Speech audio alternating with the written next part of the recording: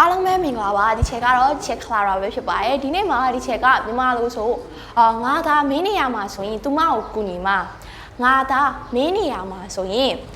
ဘလို့ကားမောင်းရမလဲဆိုတာကိုသင်ပါဒီလိုမျိုးလေးချက်အင်္ဂလိပ်လိုဘယ်လိုပြောကြမလဲဗီဒီယိုအဆုံးထိတူတူကြည့်လိုက်ရအောင်နော်အဲ့တော့ပထမဆုံးငါသားမင်းနေရမှာဆိုရင်အဲ့ဒါကိုအင်္ဂလိပ်လို if I were you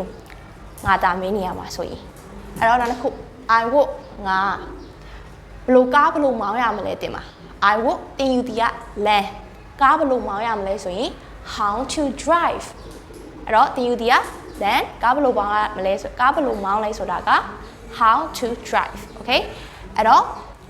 if I were you I would learn how to drive ငါသာမင်းနေရမှာဆိုရင်ကားဘလို့မောင်းရမလဲဆိုတာကိုသင်ပါအဲ့တော့နောက်ထပ်ဥပမာတစ်ခုငါသာမင်းနေရမှာဆိုရင်သူမကိုကူညီမှာအဲ့တော့ဒီလိုက်ပြောမယ်ငါသာမင်းနေရမှာဆိုရင်အင်္ဂလိပ်လို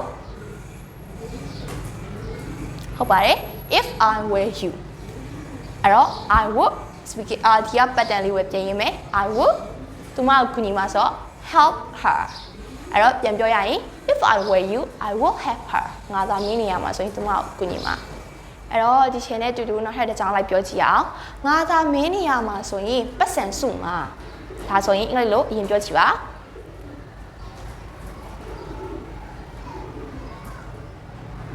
ဟုတ်ပါတယ်အဲ့တော့တူတူဖြစ်တိုက်ရအောင် if I were you I would save money ပတ်စံစုတီ save money အဲ့တော့ဒီချက်ကမင်းတို့ကိုအင်စာလေးတစ်ခုပေးချင်ပါတယ်အဲ့တော့ပေးမဲ့စာကြောင်းလေးတူတူဖတ်ကြည့်အောင်ငါသာမင်းနေရမှာဆိုရင်ဂျပန်ကိုသွားမှာဒီစာကြောင်းလေးကိုအင်္ဂလိပ်လိုဘယ်လိုရေးရမလဲဆိုတာကို comment ထဲမှာရေးခဲ့ပေးပါနော် channel တူတူနောက်နေ့ကြရင်အဖြစ်တိုက်ကြမယ်